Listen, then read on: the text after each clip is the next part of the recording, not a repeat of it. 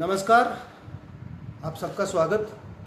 यूँ तो मेरी कोशिश होती है कि तमाम तरह के स्थानीय मुद्दों पर मैं स्थानीय भाषा में बात करूं ताकि वो कम्प्रीहेंसिव हो, हर आदमी की समझ में आए।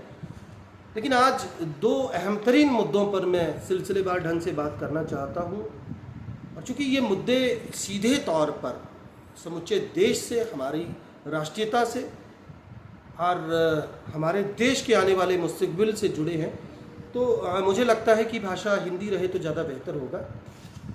परसों शाम जब एकाएक ये खबर आई कि कश्मीर के अंदर हमारे 3 अधिकारी शहीद हो गए, तो एक तरह का गम का माहौल पूरे देश में बन गया, और ख़ास तौर से उत्तर भारत में मैं कहूँ, क्योंकि इसमें जो कर्नल मनप्रीत सिंह शहीद हुए हैं वो उत्तर भारत से थे, मोहाली से थे। उनके साथ साथ मेजर आशिक धौंचक थे, वो हरियाणा से थे, और डीएसपी भट्ट जो हैं, मुजम्मिल हुमायूं भट्ट, वो कश्मीर से थे। तो एक तरफ इस खबर के साथ साथ G20 के समापन पर जिस तरीके से प्रधानमंत्री नरेंद्र मोदी की स्वागत में, उनकी अवभागत में जिस तरीके से समूचा जो सरकारी तंत्र है वो जुट गया, पूरी भारतीय जनता पार्टी जो है एक तरह की नुमाइश में उतरी थी, तो बहुत सारे मीडिया हाउसेस ने, चैनल्स ने इस पर कटाक्ष भी किया। लेकिन आज मैं जिस विषय पर बात करना चाहता हूँ, मुझे यहाँ तक लगता है कि ये नितांत गंभीर विषय है, और कहीं ना कहीं आज हम सभी को एक मर्तबा सोचना पड़ेगा कि आखिर हम अपने शहीदों के साथ कर क्या रहे हैं। आप में से जो भी लोग टीवी अखबार देखते हैं उनको पता होगा कि पिछले कई महीनों से भारतीय जनता पार्टी के नेता जो हैं वो जम्मू खित्ते में ख़ास तौर से तमाम शहीद जो हमारे रहे उनके घरों में जा रहे हैं, और उनके घरों की मिट्टी को इकट्ठा करके एक मैसेज ये देने की कोशिश की जा रही है कि भारतीय जनता पार्टी को अपने शहीदों की शहादत पर बड़ा मान है, और वो शहीदों के परिजनों के प्रति बहुत संवेदनशील है। लेकिन मैं बड़े सीधे लफ्ज़ों में इसे भारतीय जनता पार्टी का एक पाखंड करार दूंगा। फिर जो सज़ा इन्होंने मुझे देनी है मैं उसके लिए तैयार हूँ। I won't care. ये एक पाखंड से ज़्यादा और कुछ नहीं है जो ये ड्रामा इन्होंने इतने दिनों से चलाया हुआ है, और इसके पीछे का कारण मैं आपको बताना चाहता हूँ।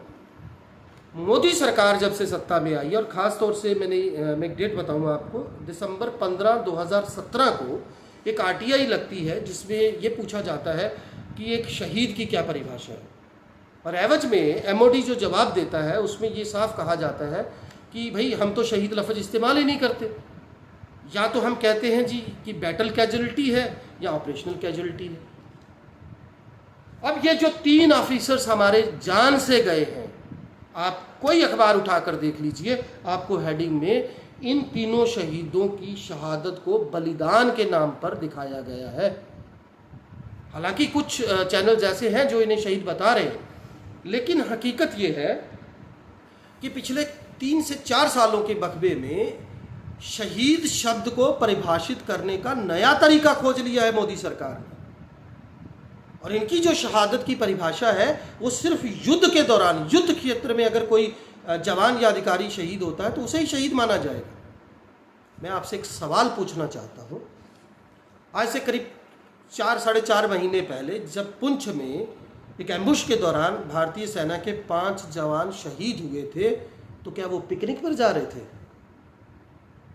वो भारतीय फौज की यूनिफॉर्म में, भारतीय फौज की गाड़ी में बैठकर अपना जो उनका सैन्य ठिकाना था जहां पर वो अपॉइंटेड थे वहां रिपोर्ट करने जा रहे थे, या कोई सामान लेने जा रहे थे, जब उन पर एम्बुश लगा। और उन पर एम्बुश आतंकियों ने लगाया क्यों? क्योंकि वो भारतीय फौजी थे।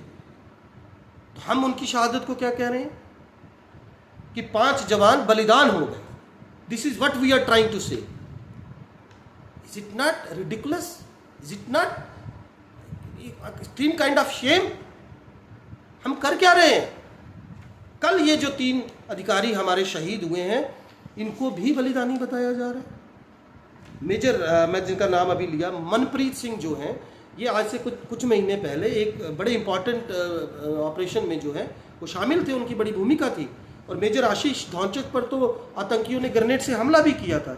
यद्यपि ये दोनों अधिकारी जो सेना की आरआर यूनिट से हैं, ये इकट्ठे ऑपरेशंस में जाते थे, बाखुशी जाते थे और बड़ी जिंदा दिली से, बड़ी बहादुरी से आतंकियों को फेस करने के लिए ये सबसे आगे रहते थे। और इसी तरीके से जो डीएसपी मुजम्मिल भट्ट हैं, इनके वालिद जो हैं ये खुद पुलिस के आला अधिकारी रहे हैं और आज इन्होंने अपना बेटा गंवाया है, और हम उन्हें क्या कह रहे हैं, शहीद की जगह बलिदानी। हमें आज सोचना पड़ेगा, और मेरा ये सवाल है भारतीय जनता पार्टी से और मरकजी सरकार से कि आखिर आपकी डेफिनेशन क्या है शहीदों के प्रति। हाँ, ये समझ में आता है कि एक जवान कहीं ड्यूटी पर है, उसको हार्ट अटैक आ जाता है, भगवान ना करे कोई और तरीके से उसकी जान चली जाती है, आप उसे शहीद का दर्जा मत दीजिए, बात समझ में आती है। लेकिन एक जवान, वो भी ऐसे दौर में जब हमें पता है कि यहाँ पर एक तरह का कोल्ड वार है, एक तरह का गुरिल्ला वार हम लड़ रहे हैं पिछले कई दशकों से, और आज लड़ाई जो है वो सिर्फ सरहद पर नहीं हो रही। आज आप जम्मू कश्मीर, ख़ास तौर से मैं कश्मीर की बात करूं, हमने हज़ारों जवान जो हैं उनकी बेशकीमती जानें जो हैं गंवाई हैं, उन्होंने शहादत हासिल की है इस देश के लिए। तो क्या एवज में हम उनको सिर्फ बलिदानी कहकर उनकी शहादत को, जो उन्होंने अपने प्राणों की आहुति इस देश के लिए दी है, उसको बस एक बलिदान शब्द से तोलकर एक तरफ रख देंगे? ये ठीक है कि जो भी हालांकि मैं समझता हूं कि जब कोई व्यक्ति, कोई जवान, कोई अधिकारी शहीद होता है तो वो जो क्षतिपूर्ति उसके परिवार को होती है, उसकी क्षतिपूर्ति तो हम कर नहीं सकते। सारी जो क्षति उनको होती है एक तरह की, उसकी तो पूर्ति हो नहीं सकती, फिर चाहे आप उनको आर्थिक तौर पर किसी भी तरीके की सहायता दें। लेकिन एक गौरव भी उनको होता है ऐसे टाइम में, जब एक शहीद का जनाजा उठता है तो वालिद का या पेरेंट्स का, या मैं कहूँ परिजनों का, उसकी धर्मपत्नी का, उनके बच्चों का सर फकर से भी ऊंचा उठता है। उनको लगता है कि उनका कोई अपना जो है वो देश के लिए कुर्बान हुआ है। लेकिन आज स्थिति हमने ये बना दी है कि हम उन्हें शहीद की दर्जा देने की जगह सिर्फ बलिदानी कहकर पल्ला झाड़ रहे हैं।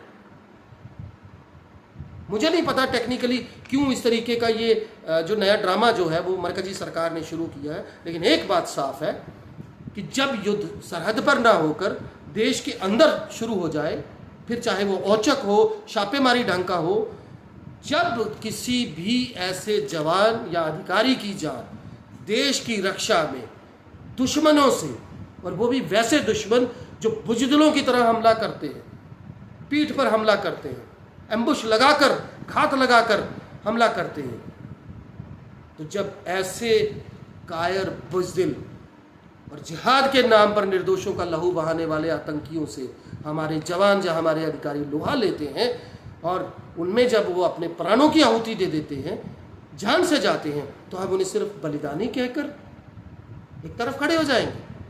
ये कहाँ का इंसाफ है? तो आज जब मैंने ये सुबह खबर पढ़ी, मैं अपने मन की बात करता हूँ, मुझे बहुत दुख हुआ। हालांकि जैसे मैंने पहले कहा, कुछ चैनल इन्हें शहीद बता रहे हैं, लेकिन टेक्निकली अगर बात करें तो जो टर्म शहीद है उसको ही बदल दिया गया। इस पर गौर करने की ज़रूरत है।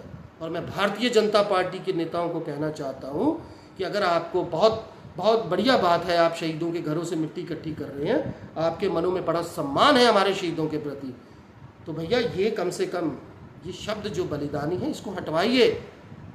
शहीद को कम से कम शहीद का दर्जा जो हासिल होना, उसका मैं समझता हूँ मूलभूत मौलिक अधिकार है, क्योंकि उसने अपनी जान देश के लिए गंवाई है, वो उसको मिलना चाहिए। उसको शहीद की उपमा से नवाजा जाना चाहिए जिसको वो डिजर्व करता है। फिर चाहे पोस्थामियसली हम बात करें, या किसी मुठभेड़ में किसी जवान या अधिकारी के घायल होने जैसी स्थिति हो, जब भी कोई ऐसी परिस्थिति बनती है, ये देश का धर्म बनता है, हमारी सरकारों का धर्म बनता है कि कम से कम अपने शहीदों को वो सम्मान दें जिसके वो हकदार हैं। बलिदानी कहकर या शहादत की जगह बलिदान शब्द का प्रयोग करके मुझे नहीं लगता हम किसी तरह का सम्मान इन्हें दे रहे हैं। तो जो आप मिट्टी इकट्ठी कर रहे हैं बढ़िया बात है, लेकिन उस मिट्टी को इकट्ठा करने के साथ साथ अपनी सरकार के कानों की मिट्टी भी झाड़िए, उनको भी बताइए कि इस तरीके का जो आप ये शहीद की टर्म जो है इसको आप सही कीजिए। और जो भी अधिकारी या जवान देश के लिए जान देता है उसे शहीद और सिर्फ शहीद कहा जाना चाहिए। ये मेरे मन में था, मैंने आपके सामने रखा, और मुझे लगता है कि कोई भी देश प्रेमी आदमी जो इस पूरे मामले को सुनेगा, निश्चित तौर पर उसे दुख होगा और वो इस बात की पुरजोर वकालत करेगा, इस बात के साथ खड़ा होगा कि शहीद को शहीद का नाम और दर्जा दिया जाना चाहिए। बहुत बहुत शुक्रिया, धन्यवाद।